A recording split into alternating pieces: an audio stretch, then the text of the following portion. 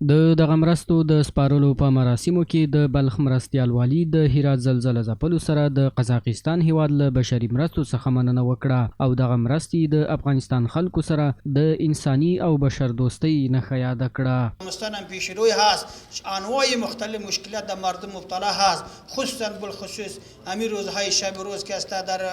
در ولایت هرات همگی ما و شما که است آگاه هستیم به این قسم کمک هر مملکت هر برادری که میکنه هر دوست کشوری که میکنه انشالله که است نهایت در قبول قدر و تشکر است.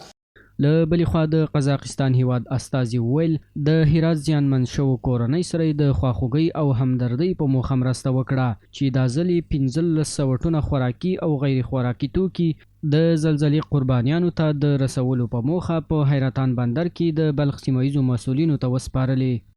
شامل از مواد خوراکی یعنی برنج، ارد، روغن، چیزهای لبنیاتی که کنسرو شده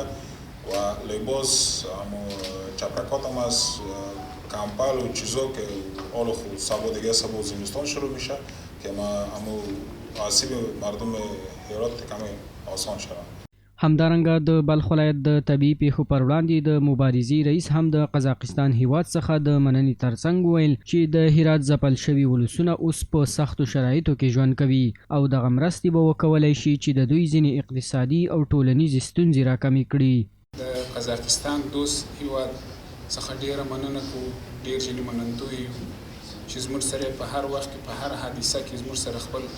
غمشریکي کړې ده.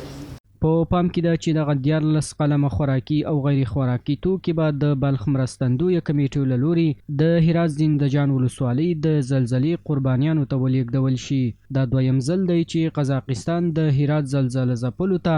بشري مرستې لیږي.